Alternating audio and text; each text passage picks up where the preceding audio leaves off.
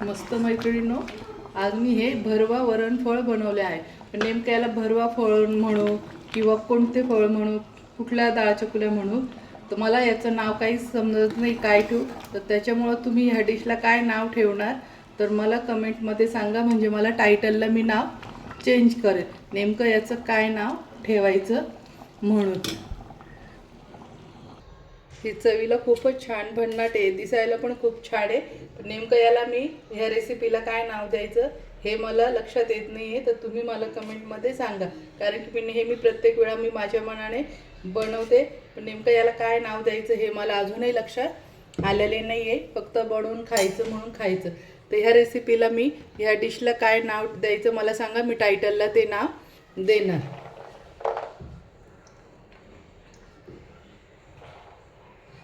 मस्त आता लिंबू वगैरे पिळून खूपच छान लागते. तर मला कमेंटमध्ये नक्की सांगायचं आहे, याला भरवा वरण फळ नाव ठेवू, रेसिपीचं नाव देऊ किंवा कुठले नाव देऊ, तर तुम्ही मला कमेंटमध्ये सांगा. खूपच छान झालेली आहे. चला तर मग आपण झटपट आता याची रेसिपी पाहून घेऊया. गव्हाचं पीठ घेतलं आहे, बघू शकता 2 वाट्या. आणि आता आपण थोडासा रवा टाकायचा आहे, खूप नाही, अगदी थोडासा रवा टाकून घ्यायचा आहे. अर्धी वाटी टाकू शकता. असं आता ही 3-4 जणांसाठी बनवते. तुमचं जर 5-6 जणांना बनवायचं तर 4-5 वाट्यांना 1 वाटी रवा टाकला तरी चालेल. रवा अंदाजी टाकायचा आहे आणि पीठ पण अंदाजी घ्यायचं आहे. याचं एवढं काही मोजमाप नसतं. पण 4-5 वाट्या घेतल्या तर समजा 2 किंवा 3 वाट्या पीठ घेतलं तर अर्धी वाटी रवा घ्यायचा. आणि 5-6 वाट्या गव्हाचं पीठ घेतलं तर 1 वाटी रवा घ्यायचा. त्यानंतर आता आपण ओवा टाकून घेणार आहोत.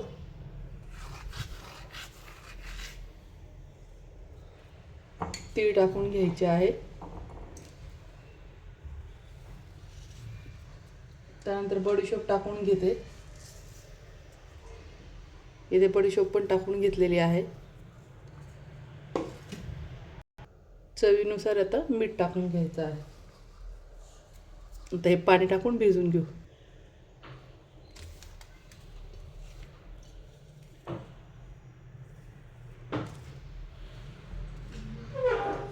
आता यामध्ये आपण मस्त पाणी टाकून मळून घ्यायचं आहे पीठ.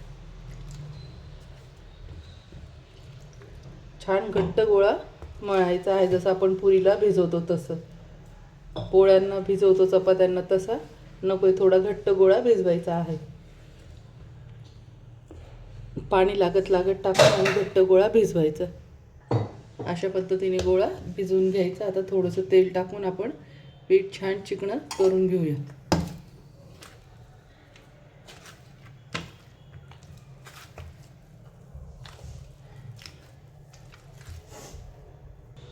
मस्त गोळा छान भिजवणं झाला आहे. आता हा झाकून 10-15 मिनटं ठेवायचं आहे. तोपर्यंत आपण डाळ शिजवून घेऊया. इथे मी आता तुरीची डाळ घेतलेली आहे. ही कुकरमध्ये शिजवून घ्यायची. याच्यात हळद मीठ वगैरे काहीच टाकायचं नाही. फक्त आपण साधी वरणाला डाळ शिजवतो, पाणी आणि डाळ टाकून फक्त कुकरला 2-3 शिट्ट्या घेऊन डाळ शिजवून घ्यायची आहे. पुन्हा एकदा सांगते, यात तेल हळद मीठ टाकायचे नाही, प्लेन डाळ शिजवून घ्यायची आहे कुकरमध्ये. चला तर मग पीठ भिजून आपल्याला 10-15 मिनटं छान झाले आहे. आता आपण असे गोळे तोडून घ्यायचे. एवढे पोळीला किंवा बट्ट्यांना आपण उंडे करतो तेवढे मोठे मोठेच घ्यायचे आहे.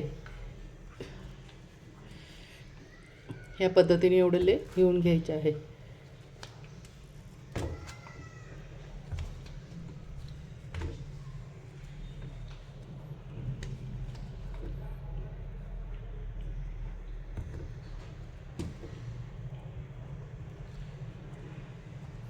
अशा पद्धतीने हे सर्व गोळे करून घेऊया. आता लाटून घ्यायचे.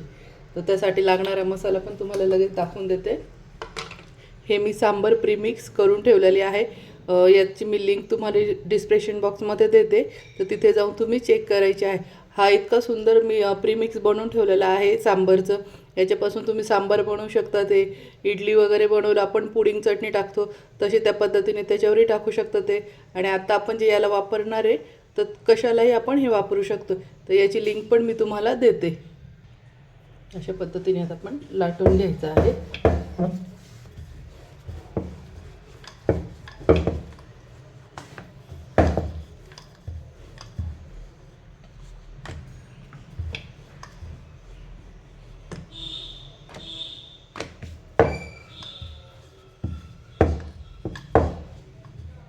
किनारी पातळ ठेवायची आहे, कारण की आपण फोल्ड करणार आहोत.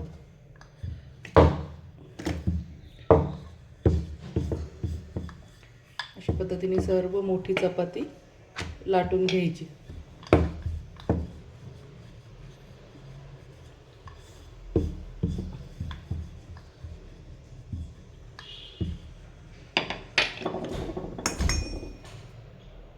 तर यावर आपण तेलाचं लावून घ्यायचं आहे. जास्त पण नाही आणि खूप पण नाही, थोडंसं असं तेलाचा हात छान फिरून घ्यायचं. त्यानंतर आता आपला हा जो पुडिंग हे प्रीमिक्स करून ठेवले सांबरचं, तर ते अशा पद्धतीने टाकून घ्यायचं आहे. छान सगळीकडे पसरवून घ्यायचं.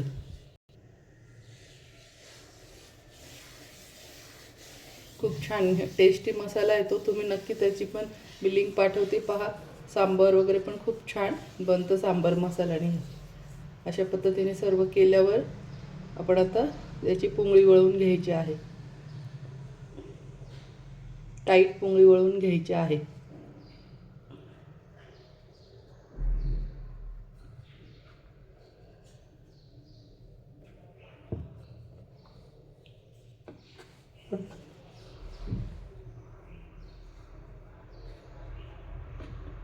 थोडंसं पुश करून दाबून घ्यायचं आणि पुन्हा हाताने थोडंसं, आता ह्या जाड भाग झाला आहे आणि शिजल्यावर अजून खूप मोठं फुगेल, त्यामुळं थोडंसं असं चिटकवून आणि लांब करून घ्यायचं आहे हाताने. अशा पद्धतीने करून घ्यायचं आहे. त्यानंतर चाकूने तुम्हाला जेवढं लहान मोठे पाहिजे तेवढे त्या साईजचे कापून घ्यायचे आहेत.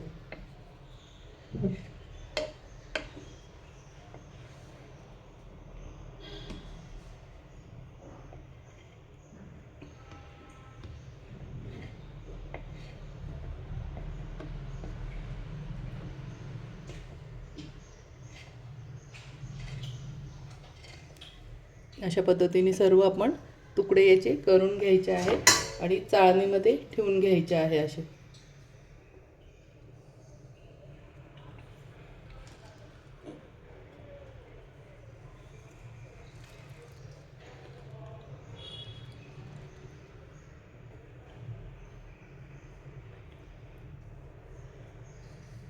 आता आपण बाकीचे सर्व लाटून घेऊया.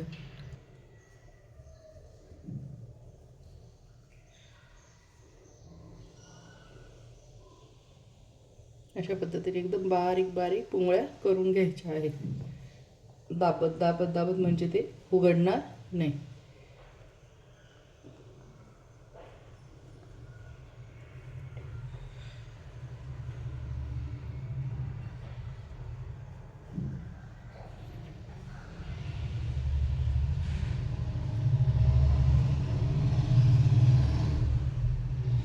अशा पद्धतीने छान चिटकून घ्यायचं आहे तोंड पण.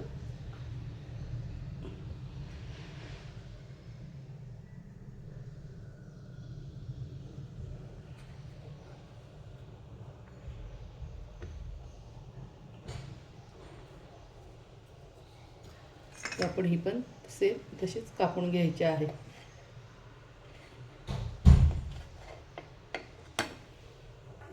इथे मी गॅसवर कढई ठेवली आहे. कढईत पाणी टाकलं आहे. त्यात मी लिंबू टाकलं आहे. लिंबूचं कारण असं आहे की आपण जेव्हा कढई ठेवतो तर ती पाणी उकळून काळी पडते. लिंबू जर टाकला तर कढई काळी होत नाही, उलटं खूप छान पांढरं शुभ्र निघते. तुमची काळी कढई असेल तर पाणी टाकून आणि लिंबू टाकून असं उकळून घ्या, एकदम पांढरं शुभ्र होईल. चला तर मग आता आपण हे वाफवून घेऊया. त्यावर झाकण ठेवायचं आहे आणि 10 मिनटं छान वाफवून घेऊ. 10 मिनटात होऊन जातं. तोपर्यंत आपण इकडे वरणाला फोडणी देऊन घेऊया. गॅसवर मी पातेलं ठेवलं आहे. त्यात आता मस्त तूप टाकून घ्यायचं आहे. तूप भरपूर टाकायचं, हे तुपाने खूप छान लागतात. त्यानंतर आपण काही मसाले टाकून घ्यायचे आहेत. जिरे टाकायचे,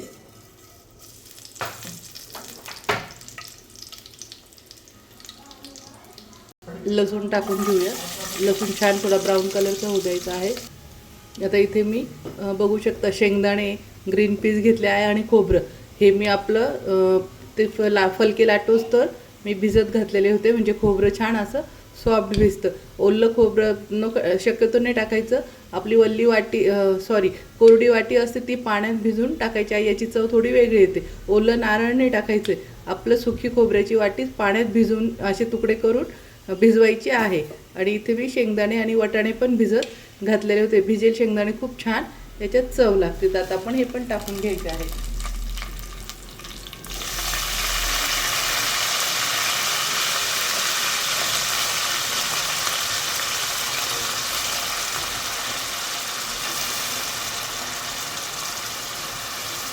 हे एवढे हेल्दी आहे आणि याच्यापासून खूपच प्रोटीन, कॅल्शियम भेटतं. याच्याबरोबर भाजीची वगैरे काही गरज पडत नाही. आपण असं इथं 2 भाज्या चपात्या वगैरे करतो आणि मुलं नाटकं करतात खायला, पण मुलांना पण एका याच्यामध्ये सर्व भेटून जातं. आता इथे टोमॅटो घेतला आणि हिरव्या मिरच्या बघू शकता अशा जाडवाल्या घेतल्या आहे. फिक्क्या आहे. आपण तुम्हाला तिखट घ्यायच्या तर तुम्ही ह्या स्किप करून त्या तिखटवाल्या मिरच्या पण घेऊ शकता. ते तुमच्या चवीनुसार घ्यायच्या आहेत.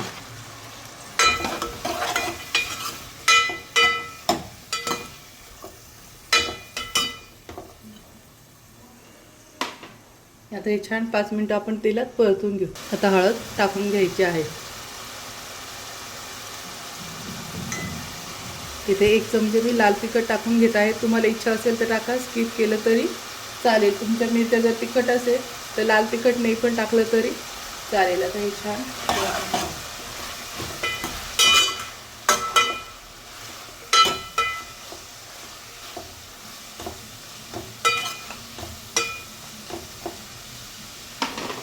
हे चवीला इतकं भन्नाट लागतं ना, तुम्ही एकदा बनवाल तर नेहमी बनवून खाल. अजून आता आपण मिरचीचा कच्चापणा जाईपर्यंत 1 सेकंदासाठी ठेवायचं आहे. आता इथे मी चिंच आणि गुळाची चटणी टाकून घेत आहे. तुमच्याकडे नसेल तर तुम्ही गूळ टाकायचा आहे आणि चिंच पाण्यात भिजून त्याचा पण यात टाकून घ्यायचा आहे. गोड, आंबट, तिखट खूप छान लागतात. चवीला खूपच सुंदर लागतं.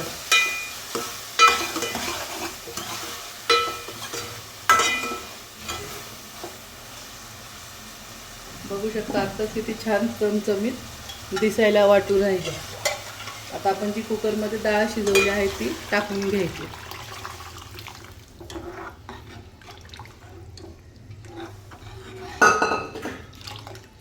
आता यात चवीनुसार मीठ टाकून घ्यायचं आहे. आपण मीठ जपूनच टाकायचं आहे. आपल्या फळांमध्ये पण आपण मीठ टाकलेलं आहे आणि सांबारच्या प्रीमिक्समध्ये पण मीठ आहे, त्यामुळं जपूनच टाकायचं आहे.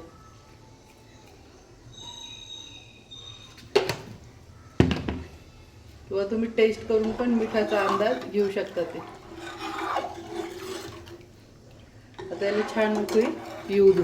तोपर्यंत आपले फळं पण वाफतात, ते लगेच आपण टाकून घेऊया. चला तर मग आपले फळं शिजले का आपण बघून घेऊया.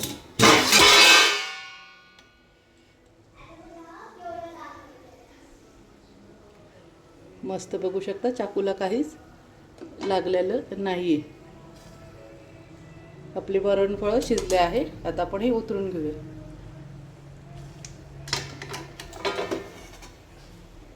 मस्त आता आपली वरणफळं मस्त डाळ पण छान शिजते आणि आपले वरणफळं पण आपण आता या सोडून घेऊया.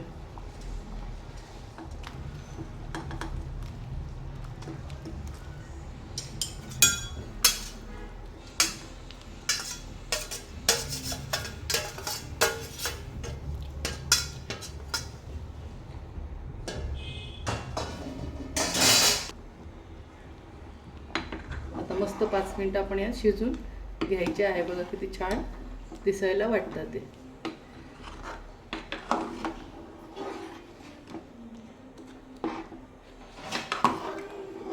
आपले फळं ऑलरेडी शिजलेले आहे वाफेत, पण त्याच्यामध्ये मस्त डाळीचं गोड आंबटपणा सगळा मुरण्यासाठी 5 मिनिटं आपण उकडून घेऊया पुन्हा याच्यामध्ये.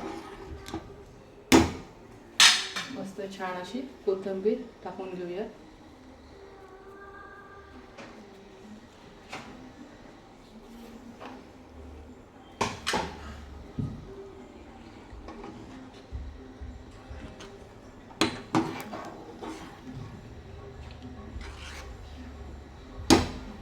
तर 5 मिनिटासाठी आता हे उकडून घ्यायचं आहे. मस्त आता आपले वरणफळ खूप छान झालेले आहे, बघू शकता. मस्त फुगले, अजून वरणामध्ये टाकलं आणि दिसायला किती चमचमीत वाटतंय. तर तुम्ही पण एकदा नक्की ट्राय करा मैत्रिणींनो. कसे वाटले मला कमेंटमध्ये नक्की सांगा. आणि असेच नवीन नवीन रेसिपी पाहण्यासाठी माझ्या चॅनलला लाईक करा, फॉलो करा आणि सबस्क्राईब करा. तोपर्यंत मस्त खा आणि मस्त राहा. Bye bye.